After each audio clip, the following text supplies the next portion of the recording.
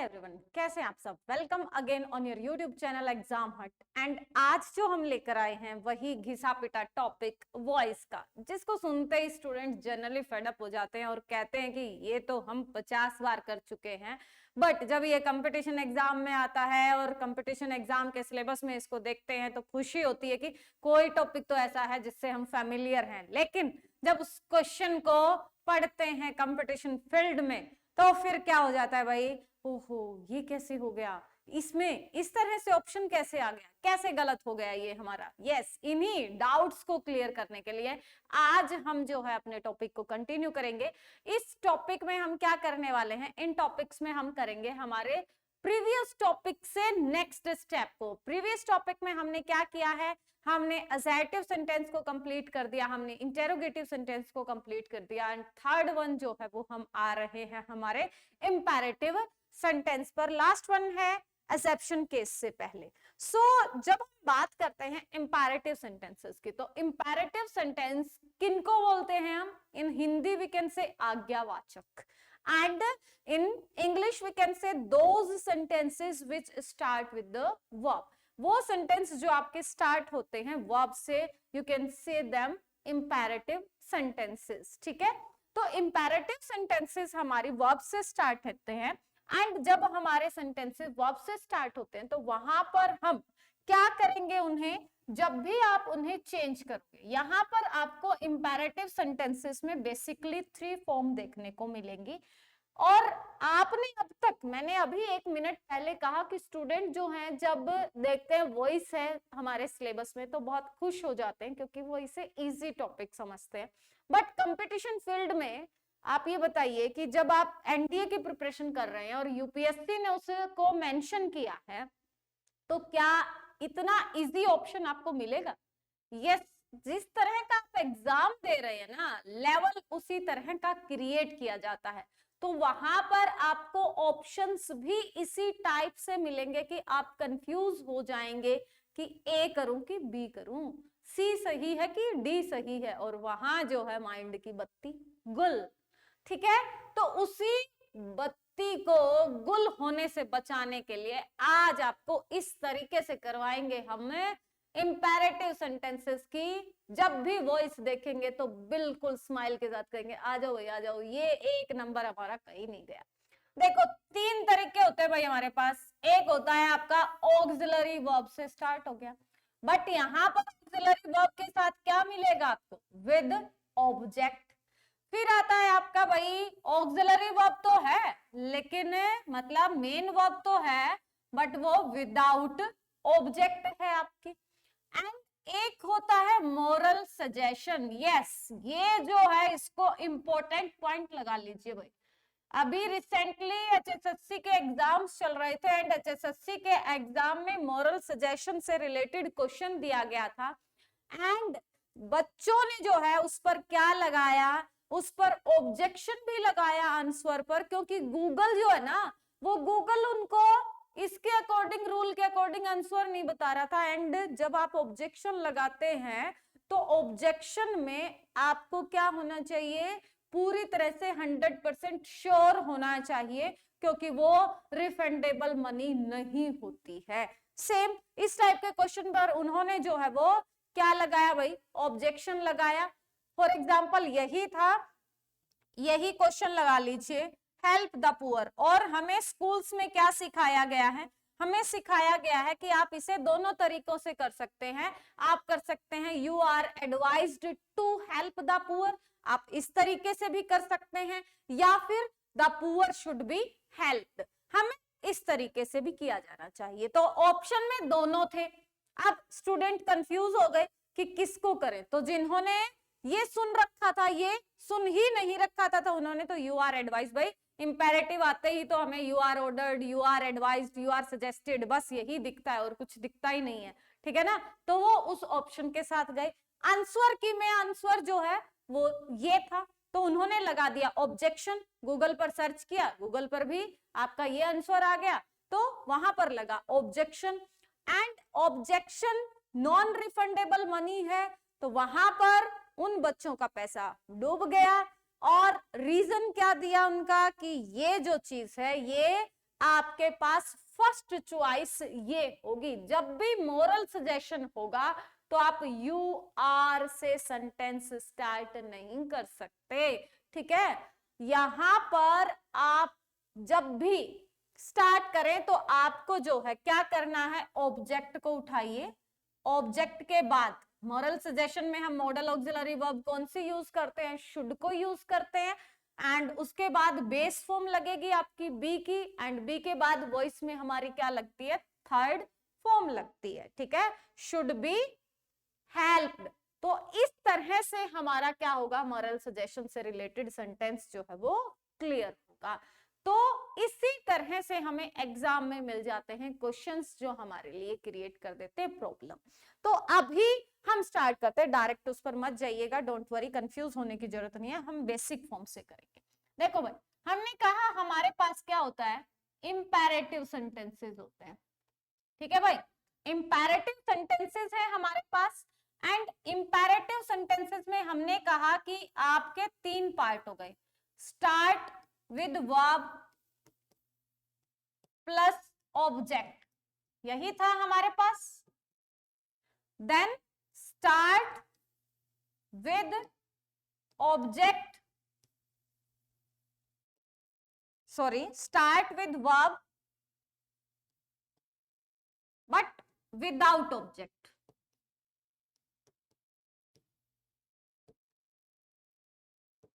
Clear. And third one जो है वो क्या बता रहा है आपको, मॉरल सजेशन, क्लियर। तो यहां पर आपको क्या मिलेंगे, तीन टाइप के सेंटेंसेस मिलेंगे। जब आप इन तीन टाइप के सेंटेंसेस को करेंगे तो किन रूल्स को फॉलो करना है, लेट्स सी। देखिए, जब भी आपको विद ऑब्जेक्ट मिले, शट क्या है आपकी, वर्ब है, वर्ब के बाद द डोर क्या है आपका पास, क्या है आपके पास, आपके पास है ऑब्जेक्ट, तो शट द डोर। तो इसको आप कैसे कर सकते हैं, दो तरीके से। अगेन देखिए, कॉम्पिटिटिव फील्ड की बात आ गई, स्कूल गोइंग स्टूडेंट है तो कोई भी लिख सकते हैं क्योंकि आपको ऑप्शंस नहीं मिलेंगे। बट अगर आप कॉम्पिटिटिव एस्पिरेंट्स हैं तो दोनों ऑप्शंस पर ध्यान से फोकस करना है आपको। यहां पर आप दोनों ऑप्शंस के साथ जा सकते हैं, यहां पर नहीं जा सकते। देखिएगा, shut the door, let the door be shut. यहां पर हम क्या करेंगे, पहला ऑप्शन लेट को यूज कर देंगे, उसके बाद आप क्या ले आएंगे, ऑब्जेक्ट को आगे ले आएंगे, सब्जेक्ट बना देंगे जैसा हम इंट्रोगेटिव में और एजर्टिव में करते हैं, लेट द डोर, और उसके बाद क्या लिख देंगे, B, and then third form, shut shut shut जो है वो हमारे पास क्या होती है, थर्ड फॉर्म, क्लियर। सेकंड में क्या होगा, you can use you are ordered, you are requested और यू आर फॉरबिडन। तो you are ordered, is am are के साथ हम थर्ड फॉर्म, हमने वॉइस में क्या कहा था कि आप हमेशा क्या यूज करेंगे, बी की फॉर्म प्लस थर्ड फॉर्म। तो यहां पर इन्होंने यू के साथ आर को यूज कर दिया एंड देन V3 यूज कर रहे हैं, यू आर ऑर्डर्ड। एंड उसके बाद हम क्या करेंगे, already is am are plus third form लगा चुके हैं, तो आगे जो हमारा स्ट्रक्चर होगा वो होगा 2 प्लस V1 का।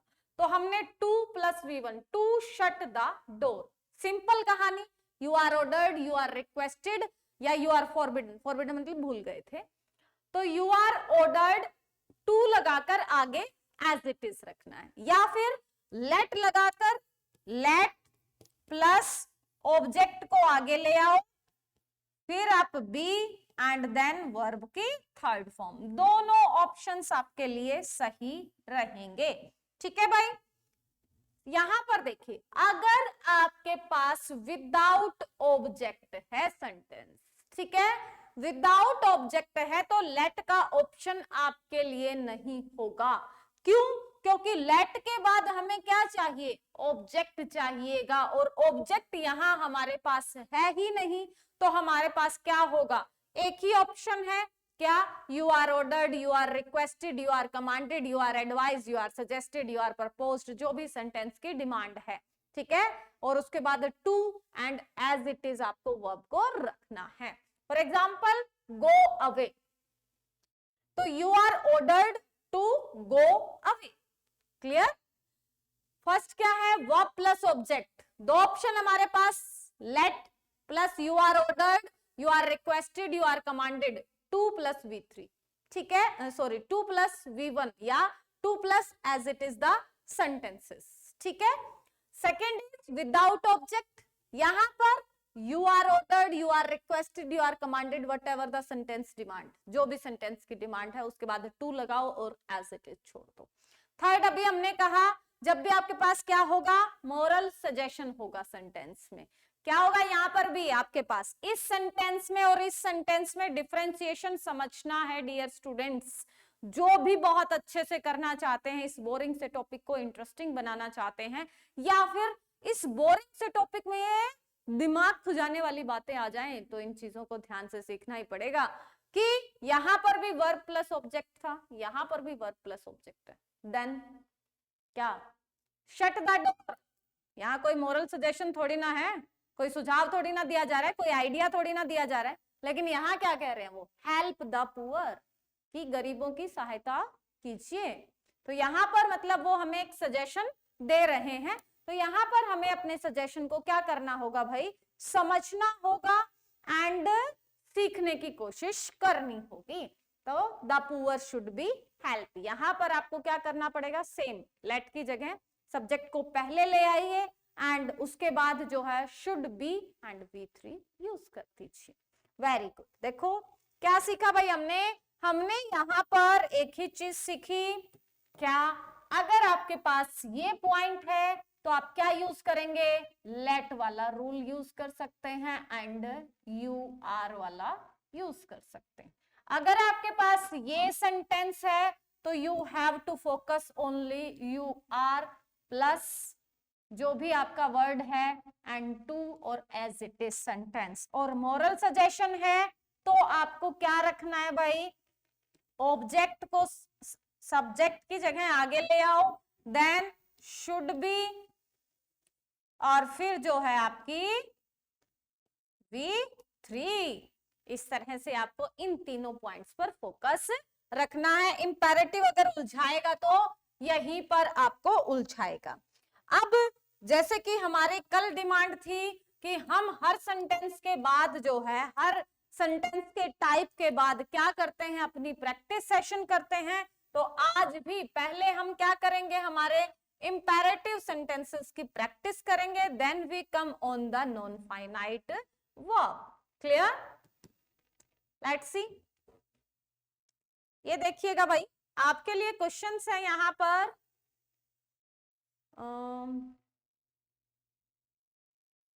आई थिंक इंटेरोगेटिव हमारा हो गया था। यस, ये आ गया हमारा। इंटेरोगेटिव से आ गए भाई हम किस पर, इंटेरोगेटिव का। अगर जिस भी बच्चे को कल कोई डाउट था तो write down in the comment box. And please ये आपके बोर्ड एग्जाम बिल्कुल पास है, स्कूल गोइंग स्टूडेंट जितने भी हैं, 10th +2 प्री बोर्ड भी चल रहा है, तो प्लीज ये चीजें जो है बिल्कुल स्किप मत कीजिए, क्योंकि इंग्लिश एक बहुत ही स्कोरिंग सब्जेक्ट है एंड जो आपके मार्क्स को पूरी तरह से सिक्योर कर सकता है, जहां से आपके मार्क्स कहीं नहीं जाने वाले हैं। So without wasting your time, quick fast, जल्दी से इन वीडियोस के लिंक जो है वो गिवन है आपके डिस्क्रिप्शन लिस्ट में, वहां से देखिए। एंड कोई भी डाउट आता है तो जितने जल्दी हो सके अपने डाउट क्लियर कीजिए, इससे पहले कि मार्क्स डिडक्ट हो जाए। Did all the candidates complete the paper on time. हमने कल कहा था इंटेरोगेटिव में कि जो हमारा V2 है वो किस में बदलता है हमारा, शाबाश बताइए, वॉज वर में बदलता है। एंड वॉज आए कि वर आए वो किसके ऊपर डिपेंड करेगा हमारा, depend on the subject. And subject क्या होगा, इंटरचेंज होगा ऑब्जेक्ट के साथ। तो यहां क्या है भाई, ऑल द कैंडिडेट्स, और ये क्या है, द पेपर। ठीक है ना, तो द पेपर क्या है भाई, सिंगुलर है, तो सिंगुलर है तो हम क्या करेंगे, द पेपर को आगे ले आएंगे। ठीक है भाई, यहां पर भी लिखा हुआ है, यहां पर भी लिखा हुआ। लेकिन कल ही एक बात और बताई थी आपको कि जब भी आप इंटेरोगेटिव सेंटेंस करते हैं तो इंटेरोगेटिव सेंटेंस इंटेरोगेटिव ही रहेगा, उसे आप एजेटिव में चेंज नहीं कर सकते, मतलब हेल्पिंग वर्ब से ही स्टार्ट होगा। तो ये तो हमारा हेल्पिंग वर्ब से स्टार्ट ही नहीं हो रहा। ठीक है ना।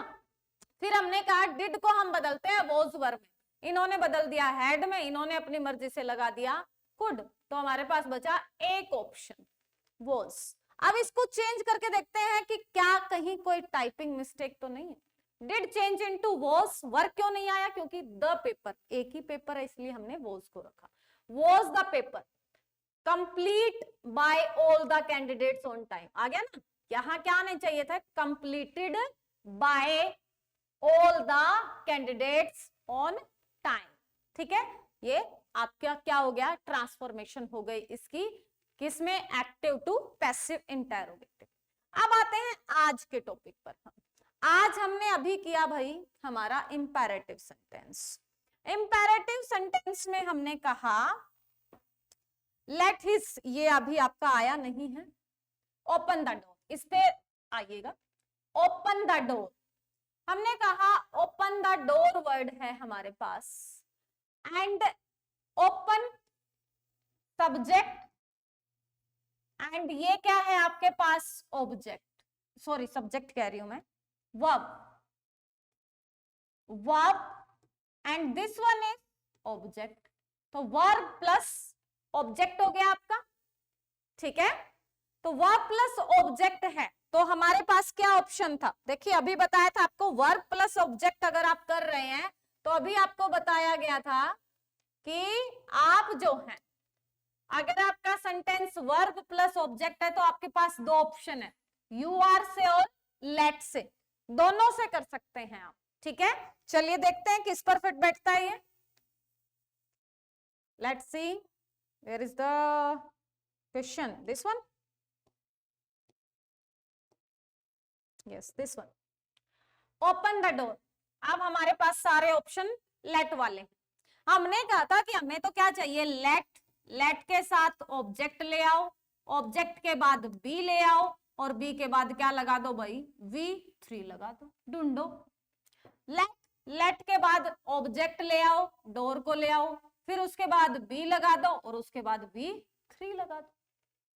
आ गया भाई, तो कौन सा ऑप्शन सही हो गया, सी। देखें कि ऐसा कहीं और तो नहीं है, यहां क्या नहीं लगाया भाई, let open the door, let के बाद हमें तो ऑब्जेक्ट चाहिए था, इन्होंने वर्ब लगा दी, इसलिए इसको गलत बता रहे हैं हम। लेट द डोर, ये तो ठीक है, लेकिन इन्होंने क्या मोरल सजेशन वाला रूल लगा दिया, गलत हो गया भाई। इन्होंने इज लगा दिया, हमें तो बी लिखना है, बेस फॉर्म लिखनी है उसकी। नेक्स्ट आते हैं, लुक दे हैव पेंटेड, ये भी आपका अभी इंपैरेटिव में इंक्लूड नहीं है, जो आज किए सिर्फ उन्हीं पर, ये स्किप कर रहे हैं, इसका मतलब ये नहीं है जब हम रूल कर लेंगे तभी उनकी प्रैक्टिस करेंगे, ऐसे अंधाधुन मैं कुछ भी करवाती रहूं वो चीजें मुझे पसंद नहीं है। The keep dogs on lease, lease पर छोड़ दो भाई डॉग्स को, ठीक है। तो अगेन देखो वर्ब ऑब्जेक्ट आ गया, ठीक है, वर्ब प्लस ऑब्जेक्ट, तो दो चीजें हैं हमारे पास, या तो यू आर ऑर्डर्ड या फिर लेट वाला ऑप्शन। अब लेट वाला ऑप्शन हमारे पास कहीं पर नहीं है, सॉरी यू आर ऑर्डर्ड वाला या यू आर रिक्वेस्टेड वाला ऑप्शन हमारे पास कहीं नहीं है, तो देखिए क्या ये सही है, चलो देखते हैं। लेट डॉग्स बी लीज्ड, ठीक है। Next, dogs must be kept on lease, चलो भाई। कीप लीज ऑन डॉग्स, ये तो टोटली गलत हो गया। Lease on dogs only permitted, ये भी टोटली गलत हो गया। मतलब हमारे पास दो ऑप्शन है, एंड दो ऑप्शंस में से एप्रोप्रिएट जो हमारा रूल था उसके अकॉर्डिंग कुछ भी नहीं है। देखते हैं कहीं टाइपिंग मिस्टेक तो नहीं है, या फिर ऐसा कोई नया रूल तो नहीं है।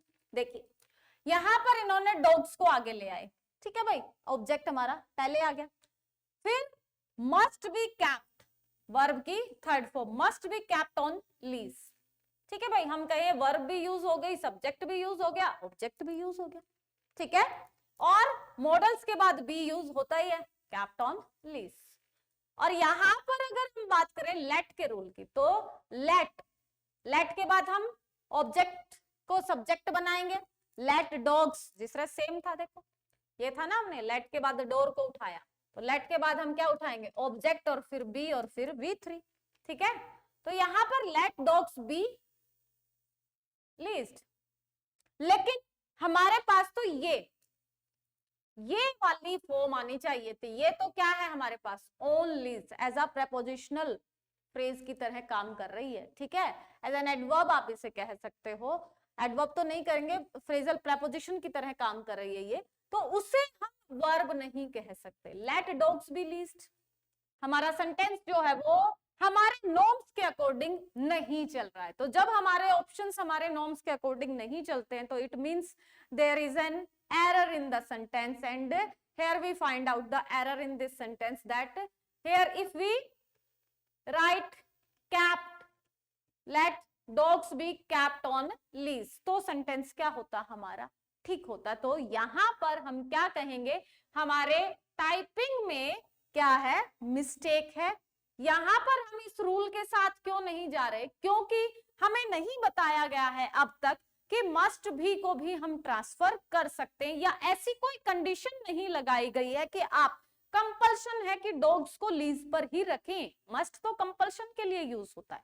तो यहां पर हमें जो है लीज की जगह क्या यूज करना चाहिए था, हमें कैप्ट यूज करना चाहिए था, then you put on lease. So here is the error in this point.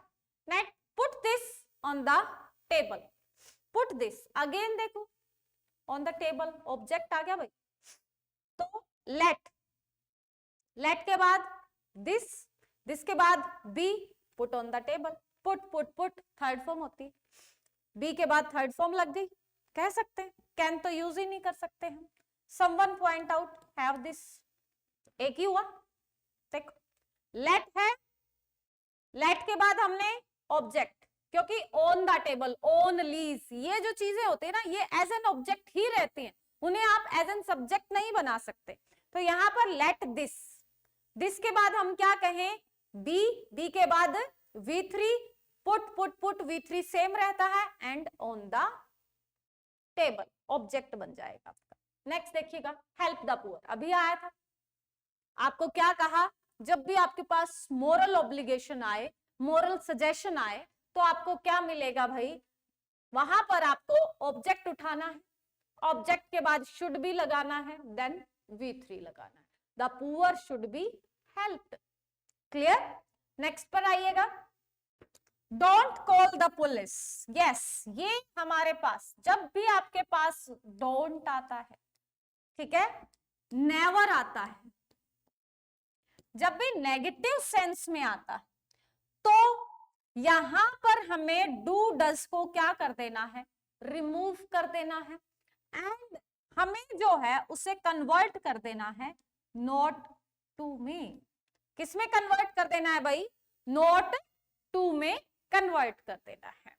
तो पहला तरीका, कॉल द पुलिस, इसको एक बार देखो, do not call the police, तो द पुलिस क्या है, ये तो आपकी क्या हो गई, वर्ब के बाद आ गया ऑब्जेक्ट, तो लेट वाला रूल फॉलो कर सकते हैं।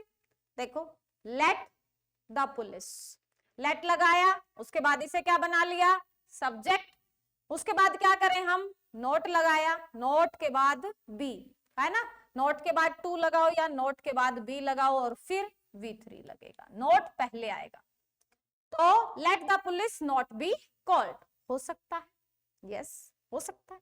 शुड नॉट बी कॉल्ड, कोई भी मॉरल सजेशन नहीं है, डोंट कॉल द पुलिस, वो हमें अवेयर कर रहा है कि पुलिस को मत बुलाओ।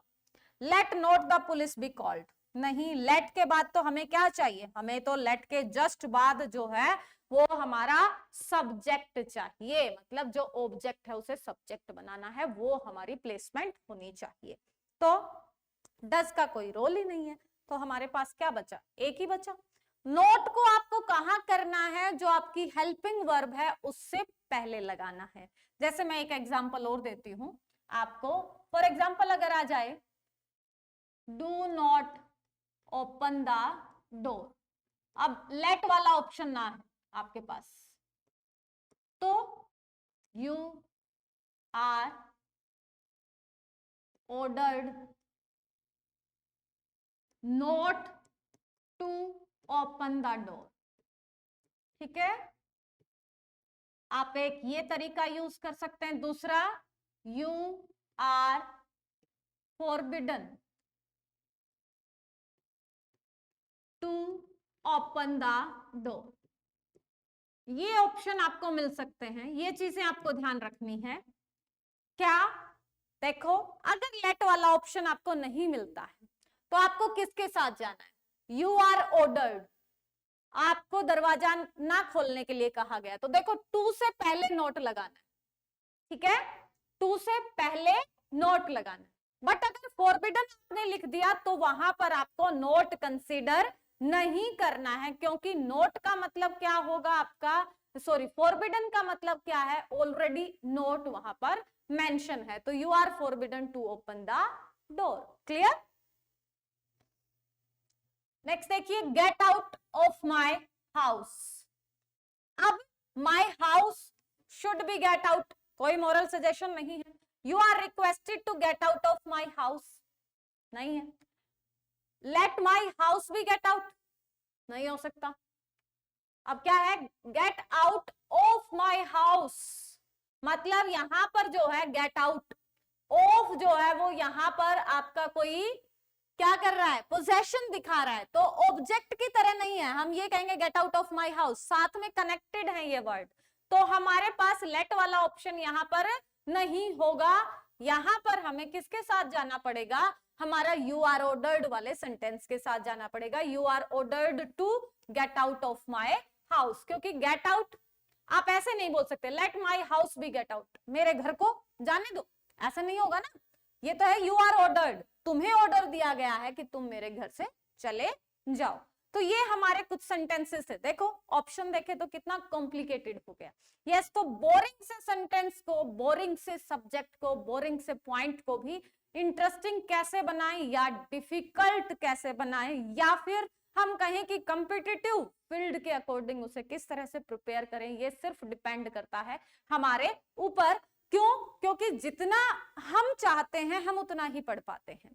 अगर आप चाहते हैं अपनी नॉलेज को अनहेंस करना तो आप उनके डिफिकल्ट पॉइंट्स को फाइंड आउट करेंगे, लेकिन अगर आप वहां तक चाहते हैं ये अननेसेसरी पॉइंट है, ये कहीं काम नहीं आएगा। लेकिन एजुकेशन ऐसा पॉइंट है आपका कि जो आपको कभी भी लेट डाउन नहीं करता है, वो आपको हमेशा पीक की तरफ लेकर जाता है। इसलिए किसी भी पॉइंट को आप लाइटली ना लें, अच्छे से करें, क्या पता किस एग्जाम में आपको इस तरह का क्वेश्चन पूछ लिया जाए। इसी तरह से आपकी नॉलेज को एनहांस करते हुए कल मिलेंगे इसके इंफिनिटिव पार्ट्स के साथ, एंड जब मैं कल इसको सम अप कर दूंगी और उसके बाद हम लेकर आएंगे PYQ सीरीज, ठीक है। बट जो बोर्ड क्लास स्टूडेंट है उनके लिए एक PDF प्रोवाइड करूंगी, एंड वो PDF जो है उसके आंसर्स आपको बहुत जल्दी मुझे सोल्व करके देने हैं। विदाउट वेस्टिंग योर टाइम जल्दी से चैनल को सब्सक्राइब कीजिए, वीडियो को लाइक एंड शेयर करना मत भूलना। एंड डिस्क्रिप्शन लिस्ट में जो HBSC एंड CBSC स्टूडेंट्स हैं 10th +2 के हैं, आपके determiners, model auxiliary verb, voice, narration, tenses, ये सारे टॉपिक ऑलरेडी कंप्लीट करवा दिए गए हैं।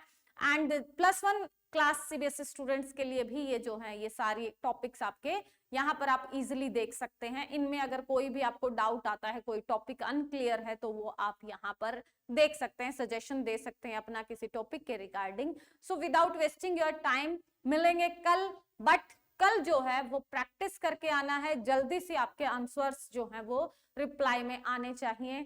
जुड़े रहिए एग्जाम हट के साथ।